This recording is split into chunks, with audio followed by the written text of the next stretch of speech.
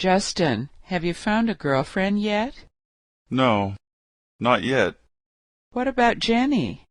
She has a boyfriend. Oh, I thought they broke up. No, they're still together.